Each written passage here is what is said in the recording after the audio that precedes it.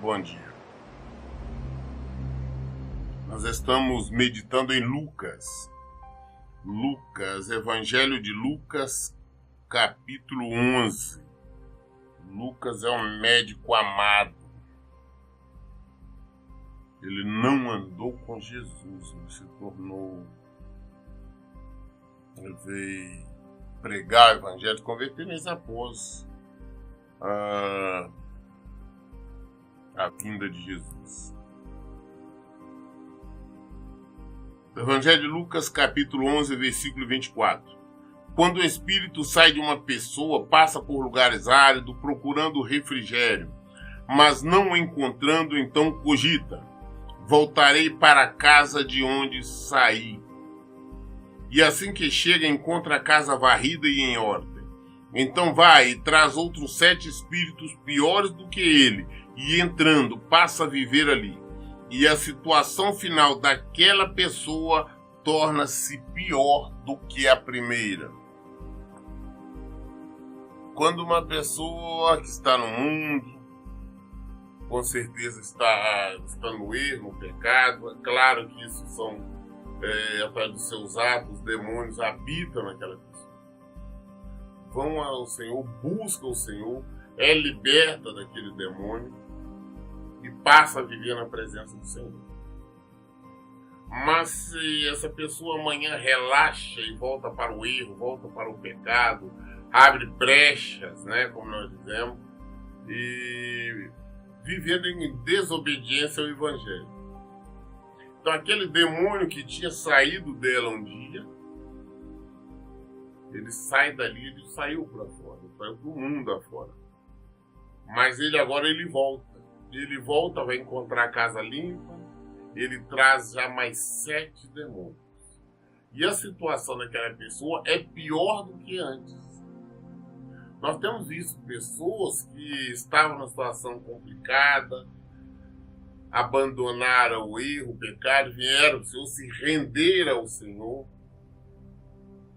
mas durante um certo tempo somente. Porque depois, por qualquer que seja o motivo, ela voltou para o mundo, voltou para o pecado, começou até mesmo, continuou dentro da igreja, continuou dentro de um templo, numa denominação qualquer, mas estava em pecado. Aí você vê a situação daquela pessoa, quão terrível é. É pior do que quando ela estava no mundo. Isso é em virtude do pecado que ela está vivendo. Às vezes nós olhamos pessoas e não entendemos por que aquela pessoa está passando por tanto sofrimento, por tanta luta, semblante pesado. Por que aquela pessoa sempre está em desespero? É porque, sinceramente, ela está omitindo, escondendo os pecados dela, está vivendo em pecado. No tempo é uma outra coisa. Então, é consequência do pecado. E o estado dela é pior do que antes. Entre mentes, enquanto Jesus comunicava esses ensinam, uma mulher da multidão exclamou: bem-aventurada aquela que te deu a luz e os seios que te amamentaram.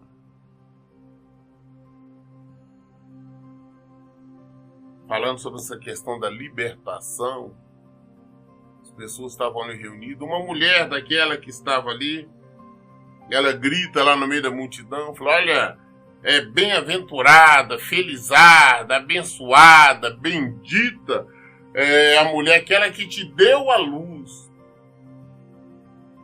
Exaltando, ou seja, a Maria, bendita foi ela. Bendito os seios que te amamentaram. Então Jesus estava pregando, Jesus está falando do reino de Deus, as leis do reino de Deus.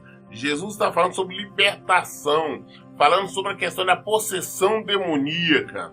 Que Jesus está falando aqui exatamente sobre isso, sobre quando se expulsa um demônio e volta para o pecado, ele vem com 7 piores.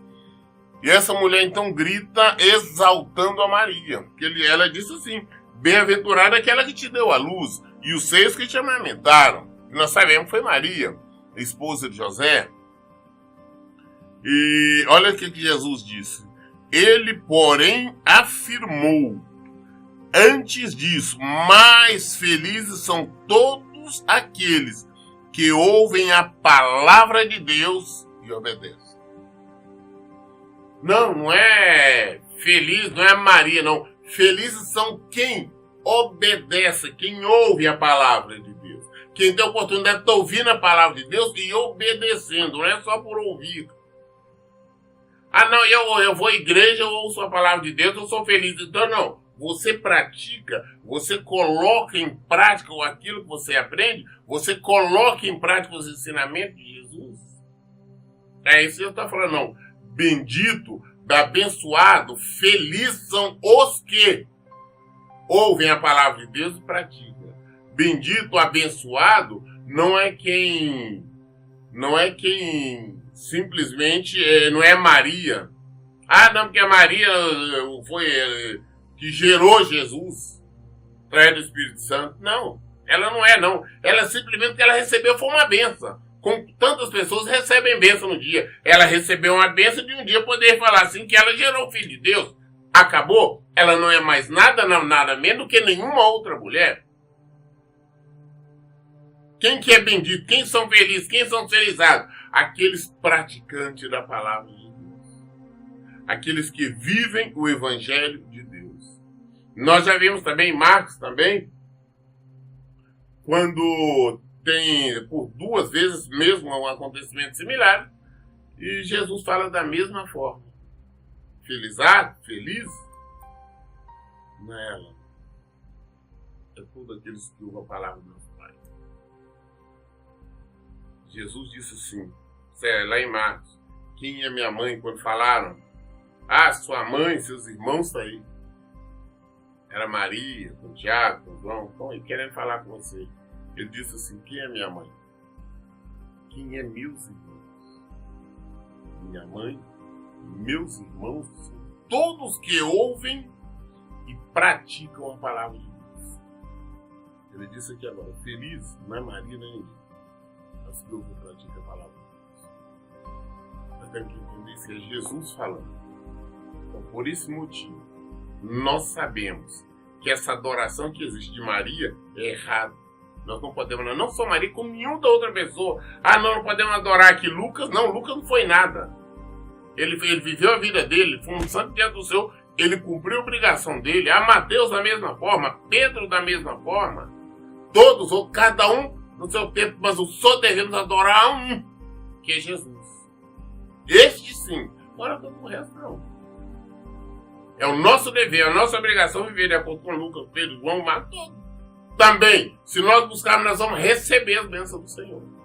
Mas não quer dizer que nós nos colocamos em posição superior a ninguém. Nós devemos ser santos. Ser santo porque eu sou santo. Viver em santidade. Mas não que a nossa santidade nos coloque superior a ninguém. Ao contrário, a nossa maneira, santidade é a maneira de viver. Esta santidade serve exclusivamente para nós. Falei, vou caminhar para o reino. Somente para isso. Não nos coloca, não tem privilégio sobre ninguém. Antes ele porém afirmou e disse, mais felizes são todos aqueles que ouvem a palavra de Deus e a obedecem.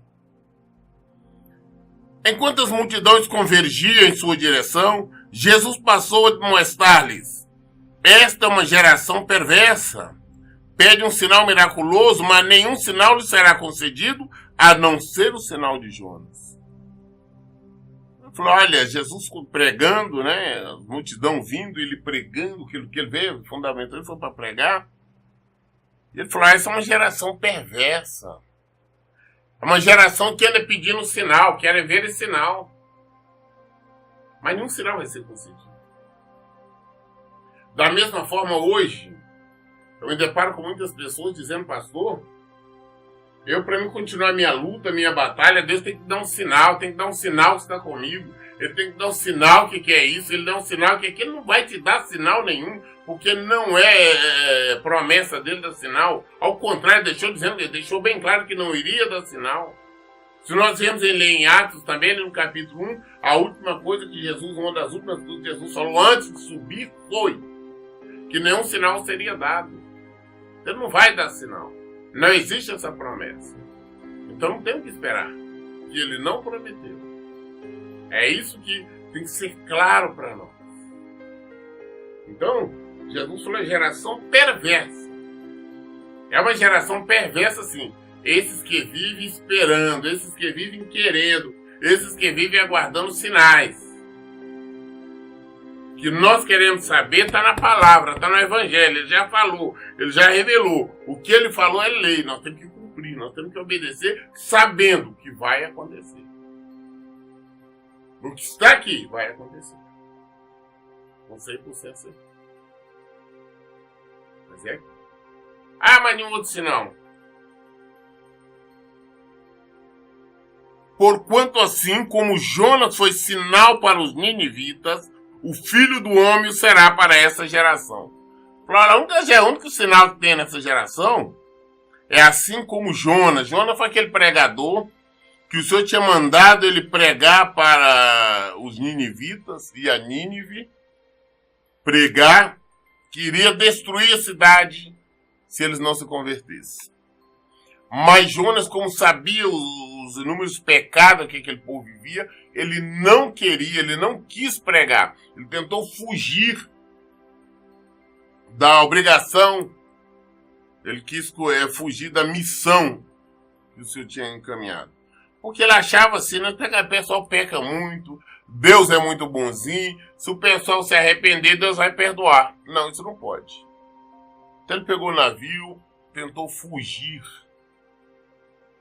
para outra região, para Tarsísio. Mas houve uma série de o Senhor agiu, o Senhor fez com que no final ele fosse atirado ao mar, o Senhor enviou um peixe, e este peixe engoliu então Jonas. Fala-se em baleia, mas segundo os estudiosos seria impossível ser uma baleia, em virtude da dentição dela. Se fosse uma baleia, Jonas teria sido estraçalhado, teria sido ferido. Então seria um outro peixe. Ele engoliu, ele ficou durante 3 dias no estômago, né, deste peixe. E depois de 3 dias, então lá no estômago ele se arrependeu, ele pediu perdão a Deus, e esse peixe atirou lá na praia mesmo, já em Nínive. E ele pregou naquela cidade durante 3 dias. Que era uma cidade grande, ele levava 3 dias para ele percorrer. E ele pregou, falou, olha, essa cidade vai ser destruída em 40 dias se o povo não se converter. Ao ouvir a pregação de Jonas, toda a cidade se converteu. O rei se converteu. O rei proibiu até mesmo que fosse levar animal para tratar para alguma coisa. Falou, não, é jejum, oração, é cinza, é pano de saco, e assim ou foi. Deus não destruiu. Jonas, depois dessa pregação, ainda ficou no final da cidade para ver o que acontecia. Ele ficou chateado, Deus teve que chamar a atenção dele. Falou, olha, na grande cidade você queria que eu destruísse esse povo? Mas assim como Deus perdoou os ninivitas, ele também quer perdoar todos nós. Na verdade, ele nos perdoou. Só quer que nós nos acertemos com ele. Então, Jesus está falando aqui agora. Falou, olha, o sinal que esse povo está querendo foi esse. Um grande sinal. Existe sinal maior que esse. Alguém ser tirado no mar, vira um peixe, engolir ele viver, sobreviver 3 dias no estômago desse peixe. Esse é um grande sinal. Fora esse sinal, existe só um outro que é maior do que todos. Que ele vai falar aqui agora. Um sinal. A rainha do sul se levantará no dia de juízo juntamente com os homens dessa geração e os condenará, pois ela veio dos confins da terra para ouvir a sabedoria de Salomão. A rainha do sul foi aquela que foi até Salomão, nós também conhecemos a história. E ela ouviu falar sobre Salomão, sobre a sabedoria, sobre tudo aquilo que Salomão tinha feito, como ele era, disse que era um homem mais sábio. Ela foi, ouviu, questionou ele, saiu de lá maravilhada e convertida. Ela falou, não, que eu vi muito pouco perto do que o Senhor é, pelo que eu vi, que eu aprendi, até o modo, o comportamento de pregar. Então aquela que era uma pecadora, os ninivitas, aqueles que viram o pecado e se arrependeram, todos esses eles têm condições de julgar essa geração agora. Essa geração que tem a palavra de Deus e não se converte. Essa geração que tem Jesus, que os perdoou, mas eles não se convertem. Ou seja, aqueles pecadores contumazes mesmo, que aceitaram, viram Jesus, viram a Deus, se arrependeram, eles julgarão esta geração perversa. É isso que Jesus está falando. A população de Nínive se levantará no dia de juízo com essa geração e condenará, pois eles se arrependeram com a pregação de Jonas. Contudo, agora aqui está quem é maior do que Jonas. Jesus disse, olha bem, não tem sinal. O único sinal que tem é o semelhante a Jonas. O filho do homem também vai ser morto. Vai ficar 3 dias no seio da terra. Mas depois de 3 dias ele vai ressuscitar e viver para sempre. Aí eu quero um sinal que Deus vai fazer. Não existe esse sinal. Não é promessa do Senhor. A promessa, se nós nos convertermos a Ele, abandonarmos os nossos erros, nossos pecados, nós seremos salvos. Nós teremos vida em Jesus. Esta é a promessa. Ninguém acende uma candeia e coloca em lugar onde fique escondida, nem debaixo de uma vasilha. Ao contrário, coloca no local apropriado para que os que entram na casa possam ver o seu luminar. Nós não acendemos uma lâmpada. O Jesus está falando que naquela época seria aquelas lâmpadas diferentes, lamparina. Você não acende para colocar embaixo do móvel e esconder. Da mesma forma, nós não colocamos uma lâmpada em casa para ficar escondida para não iluminar. Ao contrário, nós queremos a lâmpada, a função dela é iluminar, e todo mundo vê. Quando chega na casa da iluminação. E se são os teus olhos a luz do teu corpo, se os teus olhos forem humildes, todo o teu corpo será cheio de luz. Porém, se teus olhos forem malignos, todo o teu corpo será tomado pelas trevas. Então, Jesus fez uma referência. Claro. Ninguém vai pegar uma lâmpada, colocar, acender ela escondida, cobrir. Não, ao contrário, você coloca para iluminar para tudo. A lâmpada que ilumina faz semelhança aos nossos olhos. Porque se os nossos olhos são trevas, são maus, todo o resto ficou para nós. Ah, mas como? O que é os olhos ser trevas? É a maneira como eu olho. Eu olho para alguém para julgar, para acusar. Eu olho já para a pessoa com olhos imorais, de inveja. Como estou olhando? Trevas ou luz? Sou eu. Ou se meus olhos são luz, eu olho com intenção de amor, ou seja, ajudar, socorrer, apoiar, elogiar. Os meus olhos são bons. Quando os meus olhos são maus, trevas. Aí eu olhei com olho de inveja, porque a inveja habita em mim. Eu sou invejoso naturalmente. Eu olhei com os olhos maldosos, desejando que aconteça alguma coisa terrível àquela pessoa. Eu sou todo mal. Eu sou um assassino. Eu olhei com os olhos gananciosos, olhos de inveja. Todo meu corpo. Trevas é trevas, luz é luz.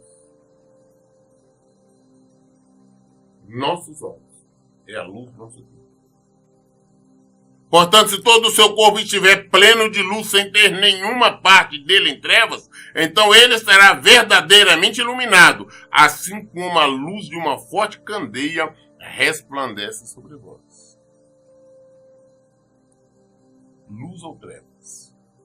Nós temos que saber quem nós somos, como nós olhamos, como estão os nossos olhos. Está iluminando? Ou é só escuridão? Ao concluir essas palavras, um fariseu o convidou para comer em sua companhia. Jesus, aceitando, foi, reclinou-se junto à mesa conforme o costume. Um fariseu convidou Jesus para comer, almoçar, jantar, não sabemos. Entretanto, o fariseu, notando que Jesus não se lavara de acordo com a tradição cerimonial, que antecede as refeições, ficou surpreso. E então o Senhor lhe declarou: vós, fariseus, purificai o exterior do copo, do prato, mas vosso interior está entupido de avareza e perversidade. O judeu tem o hábito, né, de antes de comer, beber qualquer coisa, lavar várias mãos. Inclusive tinha-se na sala, né, onde chegava ali, já uma vasilha que chamava talha, né, já com água, exatamente para as pessoas que chegavam a lavar as mãos. Ou quando chegasse da rua, lavar as mãos. Isso antes de comer, fazer qualquer refeição. Quando chegava da rua. Mas Jesus não. Ele chegou, não, não é nada, vou comer. Mas mesmo dentro da casa do fariseu, na presença de um fariseu, Jesus não passava a mão na cabeça. Ah, não tem que ser gentil, porque eu estou na casa dele, ele me convidou para comer, eu estou me alimentando aqui, eu tenho que ficar bonzinho e concordar com o pecado. Jesus não fez isso. E olha o que ele disse, já falando diretamente para o fariseu. Por que Jesus falou? Porque Jesus conhece o nosso pensamento, ele conhece o nosso interior, ele conhece tudo que está passando na nossa mente. Ele, sabendo que o fariseu achou estranho, surpreendeu ao ver que Jesus não lavou a mão. E Jesus então lhe declarou: vós, fariseus, falando para o fariseu, inclusive para aquele fariseu que convidou para comer, purificais o exterior do copo e do prato, mas vosso interior está entupido de avareza e perversidade. Vocês lavam os pratos, copos, lavam tudo, lavam as mãos, deixam tudo limpinho, mas o vosso interior está corrompido, está cheio de avareza e perversidade. Avareza é idolatria. Quem é avarento, miserável, é idólatra. O avarento é aquele que idolatra o dinheiro, agarrado ao dinheiro. Isto é uma idolatria. A Bíblia nos mostra que é idolatria. Você ama, idolatra, adora o dinheiro, adora qualquer coisa. Existe um fato interessante, por exemplo, no Brasil, os homens principalmente é muito chegado a carro, ama carro. Tem várias situações, não estou falando de uma não, várias situações dos homens, maridos, idolatrarem mais o carro, amar mais o carro do que a esposa, do que os filhos. Tem situações que eles não permitir sequer que os filhos se aproximem do carro, se do tapete, para não arranhar, para não rasgar, para não sujar, para não fazer isso.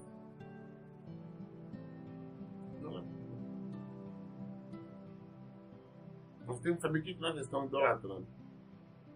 E dinheiro é idolatria. Ah não, eu amo meu dinheiro, meu dinheiro é isso é idolatria. Avarice é idolatria. Então Jesus está falando, olha, com os fariseus, não, vocês são idólatras. São perversos. Insensatos. Aquele que criou o exterior não criou igualmente o interior? Portanto, dai ao necessitado tudo que está dentro do prato, e vereis que tudo vos será purificado. Os insensatos são miseráveis, idólatras. Ah, não, o copo está limpo, o prato tem que estar limpo, você tem que estar com a mãozinha limpa, você tem que estar assim, assado. Mas o nosso exterior está preto, está sujo. Andamos com roupa limpinha, bonitinha, mas nosso interior está imundo. Quando nós deixamos de atender, socorrer a pessoa que necessita.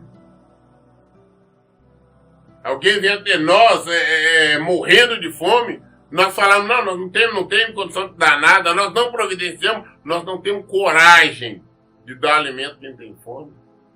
Nós não temos coragem de vestir a quem está despido. Somos avarentos. Gostamos de andar limpo, tomar banho. Tem pessoas que tomam banho 2, 3 vezes ao dia. Deixar o corpo limpinho. Vejo muito bem falar que eu sou templo do Espírito Santo. Sou morada de Jesus. Por isso é isso, tem que fazer isso. Mas o exterior pode estar lindo. Mas o interior tem muito. O interior está cheio de adultério, de maldade, de mentira, de engano. Interior. Nós temos que limpar primeiro o interior. Mas não estou dizendo que nós temos que ser andar imundos. Não. Temos que cuidar sim, mas principalmente nosso interior. Vamos tirar os ódios, a sujeira, as desonestidades, os adultérios, as mentiras, tirar tudo isso. Perversidade. Dentro do exterior. No interior estiver gente. Aquele que criou o interior não criou igualmente o interior? Portanto, dai ao necessitado do que está dentro do prato e vereis tudo que vos será purificado. Mas, ai de vós, fariseus, porque dais o dízimo da hortelã, da arruda e de todas as hortaliças e desprezais a justiça, o amor de Deus. Deveis, contudo, praticar essas virtudes sem deixar de proceder daquela forma. Pastor, vou à igreja, eu devolvo o dízimo. Tudo que vem na minha mão, eu devolvo o dízimo do Senhor. Se eu ganho 10 reais, eu já lembro logo de tirar R$1 que não é meu, é do Senhor. Está fazendo certo, é mandamento do Senhor. Mas você deve dar o dízimo, além de o que Jesus disse aqui, ó. Você dá o dízimo, mas você despreza a justiça e o amor de Deus. Cadê o amor de Deus que você tem colocado em prática? Falar de amor de Deus é fácil. Ah, não, eu vou à igreja, eu rezo, dou dízimo, faço isso, faço aquilo. Mas você coloca o amor de Deus em prática? Você está amando o seu semelhante como você mesmo? Você está sendo justo com todos? Você tem colocado a justiça de Deus em ação? Devolva o dízimo, que é mandamento. Mas praticai a justiça de Deus. Praticai o amor de Deus. É isso que Jesus está falando. Deveis, contudo, praticar essas virtudes, sem deixar de proceder daquela forma. Ai de vós, fariseus, pois amais os lugares de honra na sinagoga e as saudações em público. Tem gente que gosta de chegar à igreja, no templo, todo mundo reconhecendo aquele ali é o pastor fulano de tal, fulano de tal. Ah, não, aquele ali é um membro honrado da nossa congregação. Aquele é fulano, quer saber na rua, quer ser reconhecido. Quer ser reconhecido pelos outros. Às vezes, as pessoas estão vendo e achando que são homens ou mulheres de Deus. Mas a exterior, interiormente, tão imundo, tão sujo. Por isso que Jesus fala, primeiro vamos limpar. Ai de vós, porque sois como sepultura. Como sepulturas que não são vistas por sobre as quais os homens andam sem saber. Os fariseus. Não aquele fariseu da época, não. Estamos falando todos os fariseus da nossa geração. Nós vivemos num mundo cheio de fariseus. Os templos estão lotados de fariseus.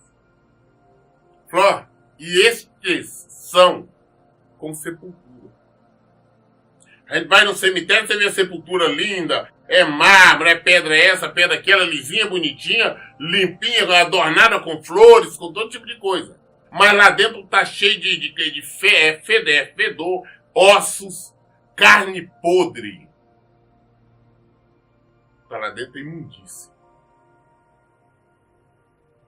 O que está lá dentro é imundícia. Por fora é lindo.